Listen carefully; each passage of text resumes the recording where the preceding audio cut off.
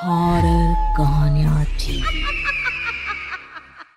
खून की प्यास पार्ट 2। और उसके बाद वो जंगल एक बार फिर से सुमन की चीखों से गूंज उठा। लेकिन आज की रात सुमन की चीखों को सुनने वाला वहां पर कोई भी नहीं था। अगर वहां पर कोई मौजूद था तो बस हरिया, जो कि अब एक भेड़िए में बदल चुका था। सुमन के बालों को पकड़कर घसीटते हुए वो जंगल के बीचों बीच एक जगह पर ले जा रहा था। अगली सुबह गांव में। अरे भाई, पता नहीं क्या बात है, अपने गांव का हरिया किसान और उसकी पत्नी सुमन दोनों गायब हैं। दोनों का कोई अता पता नहीं। अरे कैसी बातें कर रहे हो भाई, ये कब हुआ है? अरे पूरे गांव में खबर फैली पड़ी है। कल रात को दोनों खेत की तरफ जा रहे थे, लेकिन लौटकर आए ही नहीं। तो हो सकता है अपने खेत पर होंगे। पूरा गांव ढूंढ कर आया है भाई। जानते हो क्या मिला वहां पर? क्या हुआ भाई? क्या मिला? बताओ हमें, क्या मिला? अरे हरिया की पत्नी सुमन के कपड़े पड़े हुए थे। शरीर का एक एक कपड़ा फटा हुआ झोपड़ी के बाहर पड़ा था, लेकिन दोनों पति पत्नी का कोई पता ठिकाना नहीं था। अरे भाई, लेकिन उसका जो दोस्त है ना रामू किसान, उससे पता करके आते हैं ना। अब तक तो दोनों साथ ही खेत पर जाया करते थे। हाँ, हमें उसके घर जाना चाहिए भाई। चलो वहाँ चलते हैं, चलो। वो सारे लोग रामू के घर पर पहुंचते हैं। रामू अपने घर के बाहर बैठकर हुक्का पी रहा था। आज सारे के सारे लोग टोली बनाकर मेरे घर क्यों आ रहे हैं? क्या कोई मर गया क्या भाई? अरे कैसी बातें कर रहे हो? तुम्हारा सबसे अच्छा दोस्त हरिया और उसकी पत्नी गायब है, और तुम यहाँ बैठकर हुक्का पिए जा रहे हो हैं? रामू ने अजीब सी नजरों से उन सब गांव वालों की तरफ देखा, जिसकी वजह से वो लोग एक बार के लिए डर गए। गायब है? अरे गायब नहीं है, मुक्ति मिल गई है। उन दोनों को मुक्ति मिली है। इस दुनिया में आकर हर इंसान पाप करता है, और उसे उसके पापों के लिए मुक्ति मिलना बहुत जरूरी है। अरे ये कैसी बहकी बातें कर रहे हो भाई, हैं? और इसका चेहरा अजीब सा क्यों लग रहा है? लगता है दोस्त के मरने का गम बैठ गया है। पागल हो गया है शायद ये पागल। ये बात सुनते ही रामू चीख कर जोर से चिल्लाते हुए कहता है, पागल मैं नहीं हूँ, पागल तुम सब हो। और ये शैतानी जंगल अब तुम में से किसी को नहीं छोड़ने वाला, सबको खा जाएगा। याद रखना मेरी बात। शैतानी जंगल? कैसा शैतानी जंगल? लगता है रामू पागल हो चुका है। हमें यहाँ से चलना चाहिए भाई। चलो। तभी रामू की पत्नी बाहर आती है। नहीं, आप लोग इनकी बात का बुरा मत मानिए। 2 दिन पहले हरिया के साथ खेत पर गए थे। जब से वहाँ से आए हैं तब से ऐसी ही बातें कर रहे हैं। भगवान जाने ऐसा क्या देख लिया उन्होंने, खेत में कुछ भी बड़बड़ाते रहते हैं। लेकिन गांव के लोगों ने कमला की कोई बात नहीं सुनी, और वो सब वहां से चले गए। रात अब धीरे धीरे ढलने लगी थी। तभी अचानक किसी ने धीमी सी आवाज में रामू को पुकारा। रामू, आ जाओ, मैं तुम्हारा इंतजार कर रहा हूँ। और सुनो, अपनी पत्नी को साथ लेकर आना, नहीं तो काम अधूरा रह जाएगा। ये आवाज सुनते ही रामू के चेहरे पर शैतानी मुस्कुराहट आ जाती है। वो धीमे कदमों से अपने घर के अंदर आता है। क्या हुआ?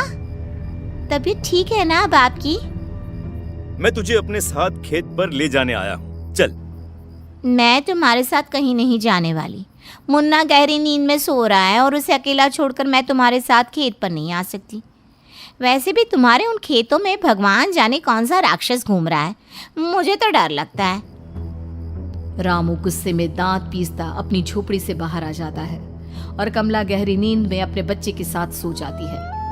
तभी अचानक रात को रामू की झोपड़ी के ऊपर एक साया वही गाना गुनगुनाते हुए घूमने लगता है, जो हरिया के मोबाइल में बजा करता था।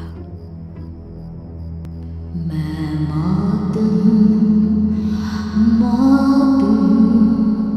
मौत जो पसरी है चारों ओर, जो आएगी कहीं से भी निगल जाएगी सबको।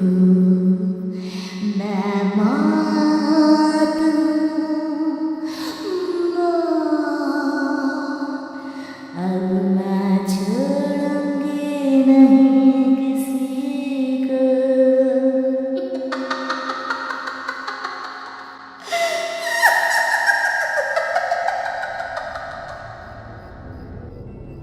ये आवाज सुनकर रामू की पत्नी कमला की आंख खुलती है और वो देखती है कि उसका मुन्ना अपनी जगह से गायब था।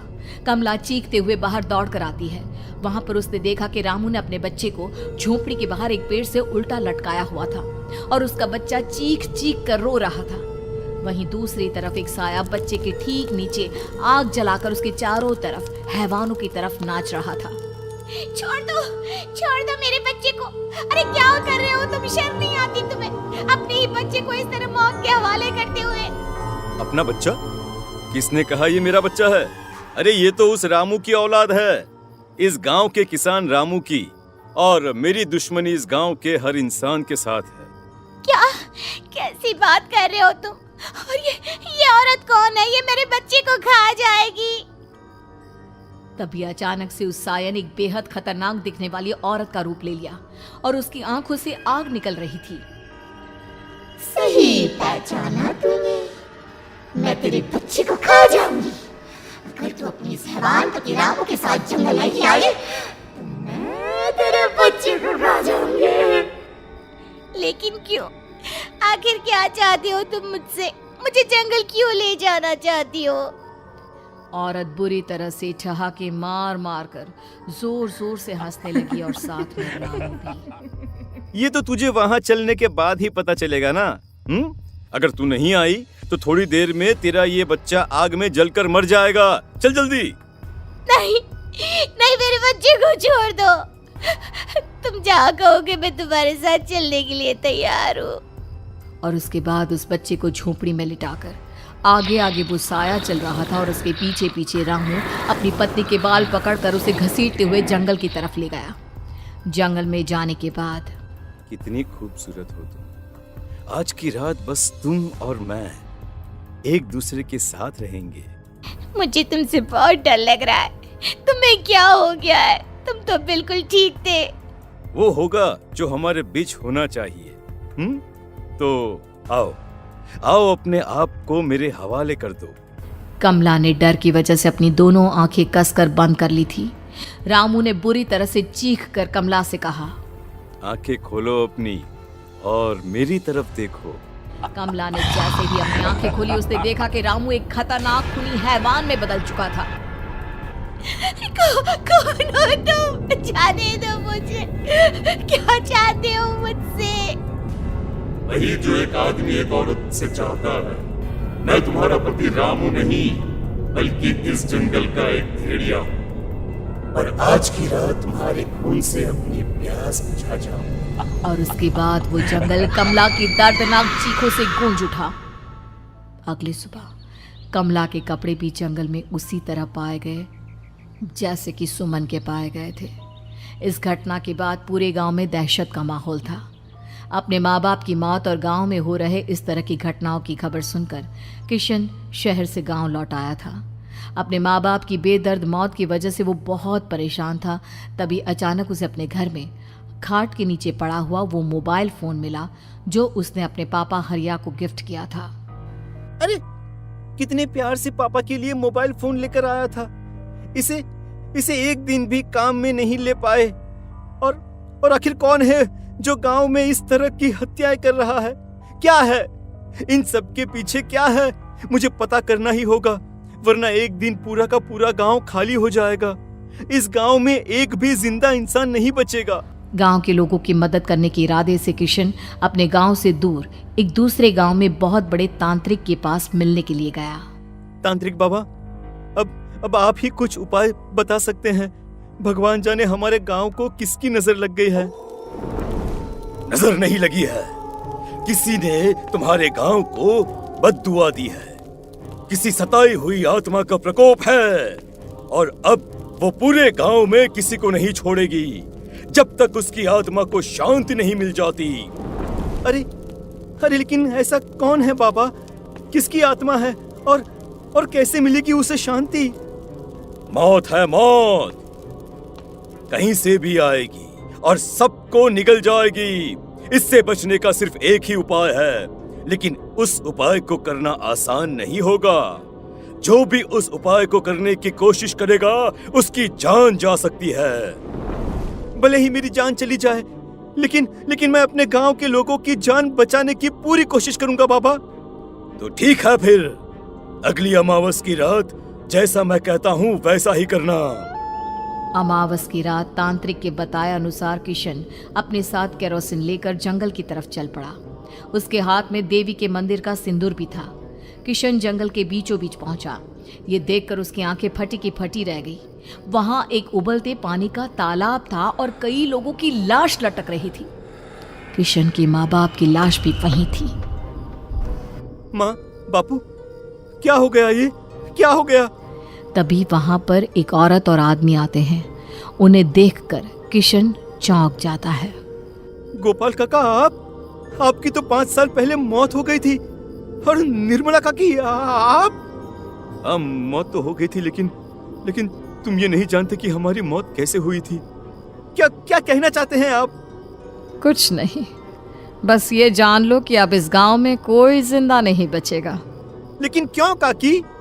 क्योंकि 5 साल पहले इन गांव वालों ने मुझे डायन बताकर पत्थर मार मार के मार डाला। मेरी कोई गलती नहीं थी। गांव का एक बच्चा क्या लापता हुआ, सारा इल्जाम मेरी पत्नी पे डाल दिया। और जब मैंने निर्मला की जान बचाने की कोशिश की तो मुझे भी मार डाला। आपके साथ ये बहुत गलत हुआ काकी, लेकिन आप जो कर रहे हैं वो भी सही नहीं है ना? तुम यहाँ से चले जाओ वरना तुम भी नहीं बचोगे।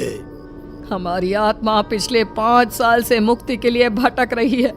चले जाओ यहाँ से। मौका देखकर किशन सिंदूर उन दोनों के ऊपर डाल देता है। उनका शरीर जलने लगता है और वो भयानक तरीके से चिल्लाने लगते हैं।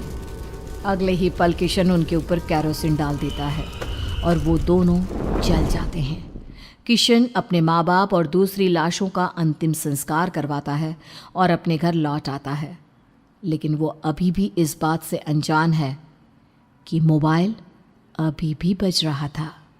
मैं मौत हूँ।